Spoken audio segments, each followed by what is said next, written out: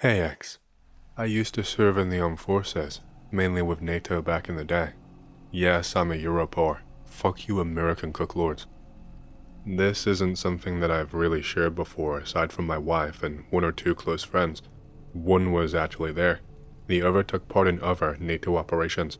He has some insane stories of his own. That's mainly because it's hard to explain and also makes me sound like a crazy person. Most people assume I hit my head and am brain damaged. I will try to make it make as much sense as possible. Be me. I am a soldier involved with NATO. I am from Romania and joined my army first. If you make a joke about me stealing, I will come to your house and steal your mother. This was probably like 10 years ago or more. We were stationed in Afghanistan, in the northern part, in a small and shitty, unremarkable valley. I think we only have around 600 soldiers in total here altogether in the entire country. I will admit, the stay was not nice. Not that the job ever is nice, but this was especially draining. Every hill looked the same, and every second of the day, every tiny squeak or sound, you think, shit, I am gonna get shot and die here, aren't I? We were rotating through a bunch of tiny villages with barely any people, doing fuck knows what. NATO calls them presence patrols, but I call them suicide patrols, because you're basically saying, hey, look at me, I'm dying to be shot or blown up for no reason, please come and rush my convoy. All the villages were the same, just scattered and dirty, with a couple of families who pretended to not see you, because if they acted even slightly friendly, they would be risking getting tortured and executed for being some kind of traitor. You might see a few kids playing, and maybe a tiny farm, if you can call it that, with goats and whatever. You'd also get a few fuckers who would come and follow you all day long, while shouting, and you would have to resist the urge to bash his brains in. Our squad at this time was probably around 8 people in total. Like I said, we were spread pretty fucking thin. I was the guy in charge of communications and radio equipment. All that meant was that I was the jackass who had to carry an extra 15 or so pounds of gear. And I also got shouted at if a radio so much as crackles. So, anyway, this op was half presence patrol, mostly as a cover, and half scouting out some intel we had been given to see if it was bunk or not.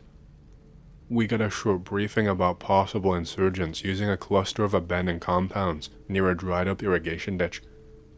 The job was to stroll through a nearby village and just happen to swing by that way. Make it seem inconspicuous so that we did not get blown up on the way. It wasn't some big operation or bust, just literally, take a look and don't die. Maybe pictures if you can manage it. Literally, if the place had so much as a funny feeling, just keep going. The patrol that day and the ride to the spot was pretty standard, and we did not feel any bad vibes on the way through. No one was acting shifty in the village, or anywhere nearby. I remember it being hot that day though. I woke up drenched, and even just taking one step had you melting, especially once you had all of the gear on. Visibility was not the best, especially for a spotting and recon op like this day. There were some strong winds that were flicking dust up everywhere, which meant seeing out into the horizon or even more than a little ways ahead of us was impossible. It meant that we had to be extra cautious, but this also meant we had to put ourselves more at risk. There was this kid who I will call M. He was our machine gunner, and I could tell he was nervous. Couldn't stop himself from humming some song from his country. He always hums a song when he gets like this. It set me off too, if I'm honest. I could feel the tingling running up through my body. We reached the compounds probably around noon, after our precursory pass through the village. It was quiet as fuck when we got there, unsettlingly so. We were greeted with a sight of mud brick walls, with roofs caving in on themselves. The place was a shit show. We thought if anything was going on, they would be squatting deep inside one of these places, maybe somewhere dug out underground. The lieutenant is shitting bricks, and makes us stack up and do a whole proper routine, like we were breaking down a war room. I don't blame him. Actually gave me a bit of comfort, even if it wasn't much. We hit 2 idiots on rear security. They weren't bad lads, but there was a bit of a language barrier, so since their only good English was things like help and enemy and need a shit, we figured they could handle that. I was just ahead of them, since I had all of the comms equipment. Point man is given the go-ahead. Breacher takes it down with a shotgun. This was fucking overkill, by the way, but the LT wanted to play it by the book, so we did. If I'm honest, I could have blown on that door and it would have fallen over. As soon as that door went down and we cleared the first room, we were hit by an overwhelming smell. Something fucking rotten for sure. Also smelled a bit like wet clothes or a dog that had been out in the rain. Hard to pinpoint really, especially after so much time has passed since it happened. We moved through each room methodically. Everything was trashed. There was a mattress crawling with ants and pots and pans smashed around the room. One of our guys, I will just call him T, called out from one of the smaller rooms. He just told us we needed to see this. Sounded like he was trying to compose himself, like he was stopping his voice from breaking. We all crowded in, making sure to position some at the rear and at vantage spots to protect if needed. It was a tiny room, barely big enough for 4 people. T, me, the LT, and M. I took one step in, and my foot went through some weak and rotted wood. I instantly saw the crawl space that T was standing over. Fuck. He opened it up and showed us. It wasn't very deep but had a few feet of space, enough for 3 bodies. I got down low with a flashlight for a closer look. LT got us to pull them up for closer examination. All 3 were men, and they looked like locals. What was left of them anyway. They were stacked up like firewood in that crawl space. They were all tied up with some flimsy rope and their knees tucked against their chests. Their faces, I'm not sure how to describe it without making it seem like I'm writing a cheesy novel. They were just wrong. They were dead, obviously, but it looked like someone had tried to peel their fucking faces off. The skin was torn, around the mouths, around the eyes, near the cheeks. Some of it was red raw. Around other spots it was torn and hanging a little bit loose, like something had ripped into them. But there weren't any teeth marks or the signs that an animal had got to them. Fuck, I don't think any animal could with them buried underneath the crawl space. Their eyes were still left open too. They say the eyes of a dead man can tell a whole story. This is one I was not interested in. The eyes were wide open and just looked shocked, scared. T gave us another heads up, said that wasn't the only thing that he found. He gave a gesture to the wall behind us. There were these old, darkish brown smears all over it. It looked like old blood. It didn't smell like shit smears, so we assumed blood anyway. There were some kind of scratches close by them too. They looked too deep to be fingernails, but when your brain thinks you're gonna die, you'd be surprised at the power you can have. M piped up and asked if Taliban did this. T said that it could be, but that this was sick, even for them. LT snatched the radio from me and headed outside. I'm guessing he radioed command because he came back in and said that we needed to keep on moving to the next compound. He was right. We were too easy a target like this. Second place was clean. Way too clean. Still dead silent, but looked almost like it was cleaned recently. You could even see faint footprints and some dust that was missed. Aside from that, there was no other signs of people. Why the fuck would they clean an abandoned house like this? Before any of us had a chance to speak or speculate, we heard some kind of a thump. Sounded like somewhere further in, but we were not sure because it was quite soft. The LT motioned for us to sweep and clear as usual. I could hear my heartbeat thumping. I was shitting my pants, and it wouldn't even be me being shot at first if it all went to shit. All things considered, I had the easy job. We were moving through this weirdly long hallway, and bam, this guy just stumbles out of one of the rooms near the end. Instant yelling from our guys, all sorts of orders, telling him to put his hands up, telling him to drop to the ground right this second, warning him that we would shoot and we're not afraid to, etc, etc. But this guy is just fucking unfazed. He is not dressed in any kind of getup. He's dressed just like a local again. He was shirtless, stick thin. His ribs were protruding. That's how skinny this guy was. He stands still, takes a few long blinks, and starts moving towards us. He is dragging one foot behind himself like he's mangled it or something. Cue us shouting and screaming at him again. The last thing that we want to do is put down a civvy, but you can't take any risks with sympathy. You never really know who the enemy is out here, no matter how they are dressed. He gets to about halfway, and the LT puts a warning shot into the floor and roof, and instantly, this guy just takes a quick look left to right, and then he just starts running, like his leg is suddenly A-okay. He lets out some kind of gurgled scream, like his vocal cords have been damaged, and like he has a huge chunk of phlegm in there. It happened in the span of 2 seconds, and boom. Few shots rang out, and his legs were taken out from underneath him. He is down on the floor just scrambling around. He is trying desperately to crawl at us. LT shouts for M to restrain him. He tries to, but this guy is flailing his arms and grunting and trying to scratch at him.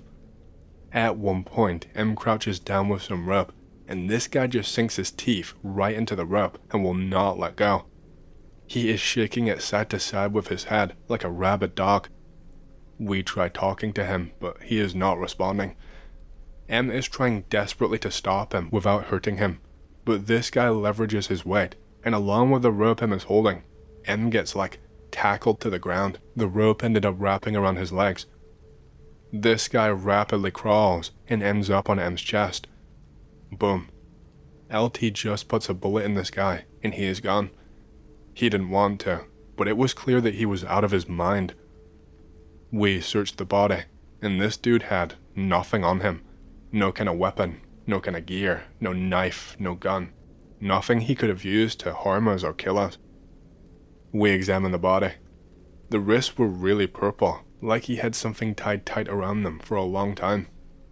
We wondered if he'd been starved and tortured, like the guys in the other house could have been. Maybe he was waiting for death and his brain just snapped. The skin was raw, and there were really deep cuts into them. Almost like he got an insane friction burn from just pulling at some kind of rope for hours. We swept the rest of the place, pretty sharpish. We found another body, same type of crawl space as the other place. This one was open though. The 2 other bodies in there were worse than the others. Big bite marks in the neck. One was missing an eyeball. Deep gouges all along the both of them. More tearing at the neck and other bits of skin. When we radioed back in, command told us that we were done. Told us not to even wait for anyone else to show up. Just get to safety, and that they would reassess. That they didn't know any motives of what was going on, and that it was too risky for us to be out here. The whole thing just felt so unbelievable, especially with how quick it all happened. We got taken off patrols pretty quickly after that. Told us that the area was too hot right now, and that strategy needed to change, and that other NATO units were being juggled to ensure full safety. Not sure I buy that, considering I don't think they've ever changed an entire op just for our safety. Nothing in that fucking place has ever been done for our safety. Before we were reassigned, we got checked out by medics, and they even made us speak to a shrink. Said they had to make sure that we were in a good headspace after what we had seen. I don't know though, X. The whole thing just seemed off to me. Something about the bodies, the way the guy rushed us, and the way the command brushed it off. It makes me think that there's more to the story, but whenever I mention that to anybody, they look at me like I'm stupid, and like I'm some weird conspiracy theorist. I think the Taliban was running some fucked up shit out there that they probably did not want us to know about. Hey, hope you've enjoyed the story so far. If you want to hear more, make sure to subscribe, like the video, and leave a comment because it lets YouTube know you like the content and helps more people to see these videos. My next big goal for the channel is 100,000 subscribers, and as a celebration, I will be doing a Q&A video once we hit that goal. Thank you, and back to the stories. I've got a story. My grandparents are from a tiny village in the mountains in Greece. I visited my family in the summer of 2014. I was staying in a farmhouse with my great uncle and my cousin. They are both super religious, Orthodox Christians. My great-uncle was a monk for a while. He is very knowledgeable about Greek mysticism, Greek legends, and Byzantine mythology. The farmhouse is at the edge of the village. The property is bordered by a very dense forest, which is parted by a tiny walking trail that goes to the peak of a small mountain/hill. The first night, my great-uncle, I will call him John from now on, tells me to never go along that trail alone, but if I have to take a gun and a dog. Every week, John will leave food out at the entrance to the trail, if you can even call it that. Basically just an opening where the forest is less dense. You have to cover your skin because of branches and dense plants scratching you. When asked about it, John refuses to tell me why. He is a World War II and Greek Civil War veteran who is a tight ass with food and money. When he fought in Albania, he went days without food while under constant harassment from Italian soldiers. It makes no sense why he would waste good food. Food is very carefully prepared and is always weird specific meals that we would normally have on religious holidays. My cousin who lives with us has to go into the city for a few days to stay with his girlfriend and leaves me and great-uncle alone. No phone, no mains electricity, and no contact with the outside world. It's a nice warm summer. I go to this little beach that's only accessible by walking a few miles down this path from the back of our farm. I get along with great-uncle, but slowly grow more weirded out by the food offerings, which goes against everything that my great-uncle would do. As I said, he is a tight ass when it comes to conserving money and food. One day I get fed up and take some of the food and feed it to our dogs. Great-uncle finds out and flips his shit. Do you know what you have fucking done? I ask him why we can't put more food out. It doesn't work like that. He gives me his shotgun and tells me to keep it with me at all times. He keeps a large hunting knife on him. The sun sets. I see my great-uncle looking visibly worried for the first time. Well, ever. He is normally a stoic, stone-faced hard-ass, and he is now looking on the brink of tears. I start to feel something is very, very wrong. Great-uncle says a prayer in some form of Greek I can't understand. Later, I would find out it was a Byzantine prayer for the dead. Great-uncle locks every door, shuts every window, and tells me to sleep in his room. We take turns staying up and keeping watch. Once again, I ask him what the fuck is happening, and he clams up and tells me to ask him later. I am on edge because it's dead silent outside. Greek summer means the sky is clear, and we hear nothing except the occasional breeze. The silence is fucking terrifying. We both end up dozing off. Great-uncle wakes me up panicked. It is around 1 in the morning. The front door is open. A bunch of shit has been overturned and some is missing. The dogs are going apeshit and our chickens are missing. Great-uncle grabs a torch and blade and passes me a gun. He says unless we show this thing that we mean business, it will continue to fuck with us and could hurt our dogs or, God forbid, us. I still don't know what the fuck this or these things are. He tells me to follow him. My stomach sinks to my feet when I see him heading towards the forbidden trail. The only thing that indicates it is a trail is that the foliage is slightly less dense and there is a chiro, religious symbol, cut into a tree to the right of the opening. The trail immediately picks up and we are hiking at an insane gradient. Small animals and insects moving through the bushes, keeping our nerves at DEFCON 1 the entire time. 2 hours of hiking later and we are at a tiny clearing about 2 people wide. It isn't even a clearing as the trees still obscure the sky. The dirt is freshly moved. When we disturb the soil, it reveals an extremely dirty but clearly mutilated chicken corpse. At this point, my great-uncle is hysterical and is sweating buckets. I am keeping a thin pretense of composure, but my mind is racing and I can barely think. We are at least 2.5 hours away from the nearest of a person, and probably 4 or 5 hours away from the nearest phone. The nearest doctor is days away. Against all my instincts, I start shouting a mix of Greek swear words and taunts at the top of my lungs before firing a shot into the air. My great-uncle looks shocked and then glares at me with a mix of pride and anger. Suddenly, we hear something moving very far away. It is at least 50 meters away, but the sudden silence after my chimp out made any noise seem very loud. It is growing closer. It stops around 10 meters away. The noise begins moving away again. Once we can't hear it anymore, my great uncle moves to the general area that we heard it from. There is another fucking dead chicken. My great uncle turns deathly pale. He turns his head and says, if it is still leaving out warnings, he is really pissed off at us. I ask him what he means by it. I will tell you later. Suddenly, we hear bushes rustling about 2 meters to our left.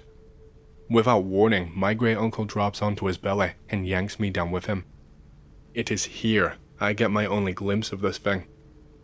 I am looking up in the direction of the sound as it grows more distant, and in a gap in some leaves, I see the edge of a bone-white face and some black straw-like hair for around half a second before it is obscured again by the rustling leaves.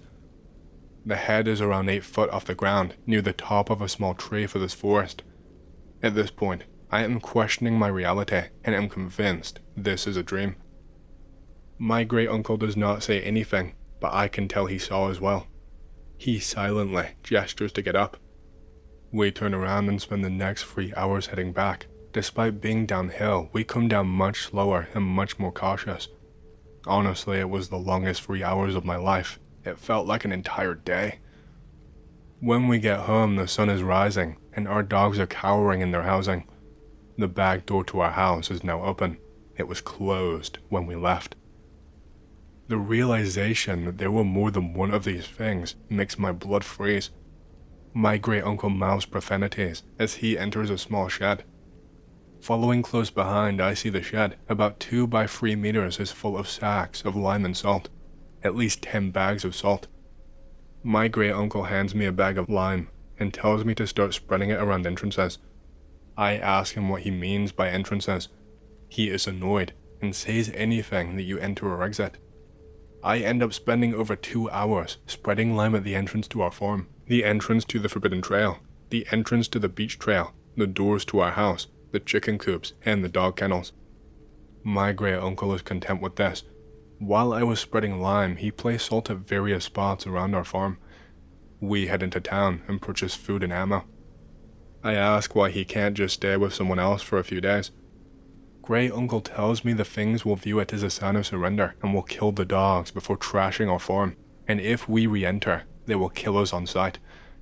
At this point I am livid and grill my great uncle. He sits down and explains the nature of these things, known to the locals as Babouloi.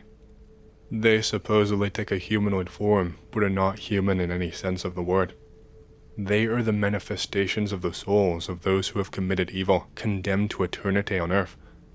They can free themselves by taking the souls of the living, and once they have a certain amount, my great uncle would not say how many, they are free.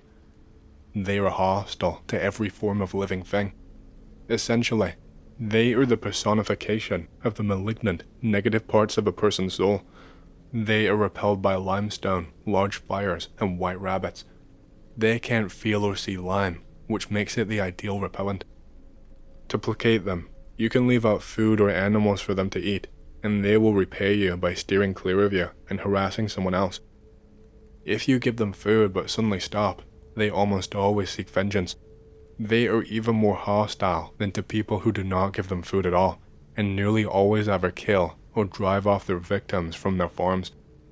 The only way to make peace with them is to intimidate them and to fortify your dwelling and its surroundings with limestone, but even this cannot keep them away, and you will need to barricade all of your doors. Limestone to these things is like a dog whistle to a pit bull, and they go apeshit when they come into contact with it. If you don't fortify your dwelling but cast out limestone, you are a goner. If you somehow survive the night, they will track you down and kill you. Legend has it that one man moved from a village in Laconia to Epirus near the Macedonian border, the Greek equivalent of moving from Southern California to Maine, and died during his first week at his new farm. Back to what happened to us. We stock up on high-energy foods, Greek coffee, and blockade every door and window with the limestone and the salt bags that we did not use on our farm perimeter. As the sun sets, we start sculling coffee to prepare for the craziest all-nighter of our lives. Literally, as soon as the sun sets, we hear the farm gate slamming and footsteps approaching our first line of limestone. As it hits the limestone, we hear an inhuman sound that I can only describe as a mix between a chalkboard being scratched, but low and dull, and a shitty wooden floorboard creaking. No coffee can wake you up as good as what we just heard. I cock the shotgun. Another set of footsteps is coming from the fence. First thing hits the second line of lime, and this time it screams in genuine pain. We hear it slowly walk forward a few more steps before turning around. By this point, our dogs are going apeshit. The second being is approaching as the first one moves back into the woods. This fucker is way bigger by the sound of his footsteps. I nearly shit my pants as this thing hits the line of lime and lets out the most inhuman sound I have ever experienced.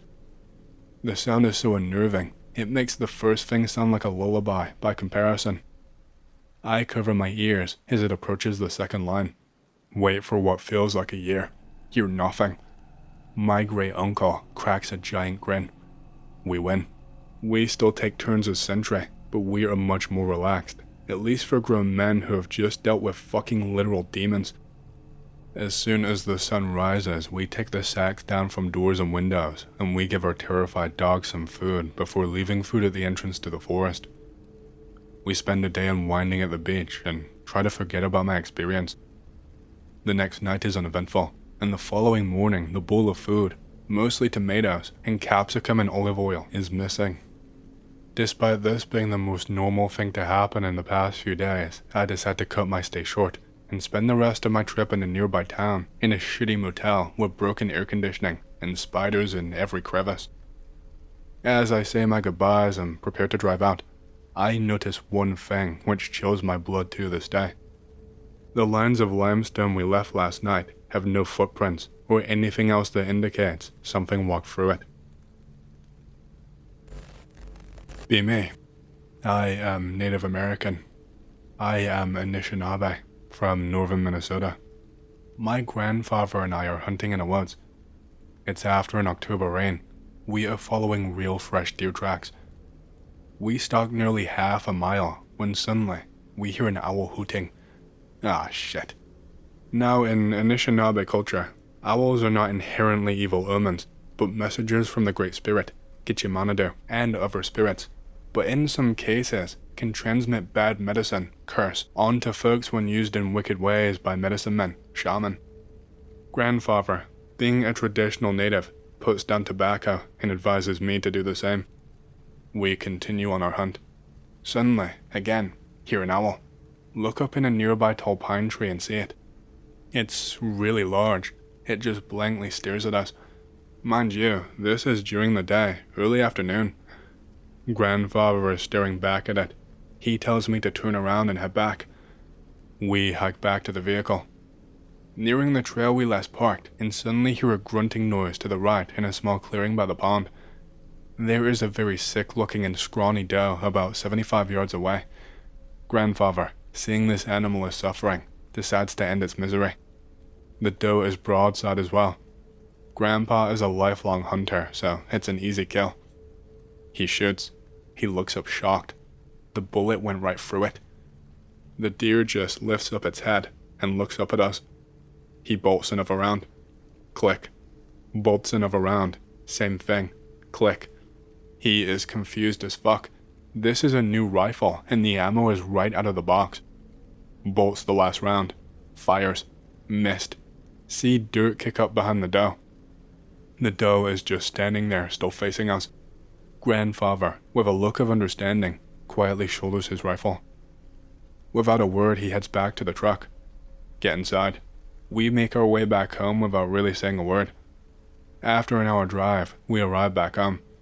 Hear an owl again. Grandfather says something in Anishinaabe. I recognize the words bad medicine and messenger.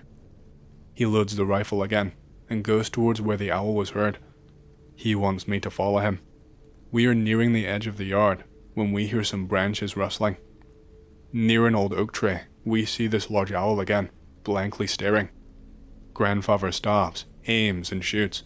There is a puff of feathers and an extremely odd noise, almost like a man exclaiming in pain. Hear it fall. Grandfather looks at me. Grandson, go grab it. He turns around and walks back towards the house. Do as he says. I stop in front of it. What the fuck? It is an old owl carcass with a buckskin bag inside of it. Scared shitless, I still manage to pick it up. I walk back to the house and see grandfather gathering wood and tinder for fire. Grandson, someone does not like me. Another fire is started and going good. Toss the carcass in the fire. It burns extremely fast. Even the buckskin pouch is incinerated fast. Smell some really good sweet herbs when it is done. Grandfather exclaims that we have bad luck today hunting because someone sent us a bad messenger, the owl, and ruined our hunting trip by offering us sick game, the doe. He explains to me how medicine men usually use wicked teachings to fuck with other people by cursing them. Sorry if it's a confusing story to follow. Ironically, being a Native American, I am bad at storytelling.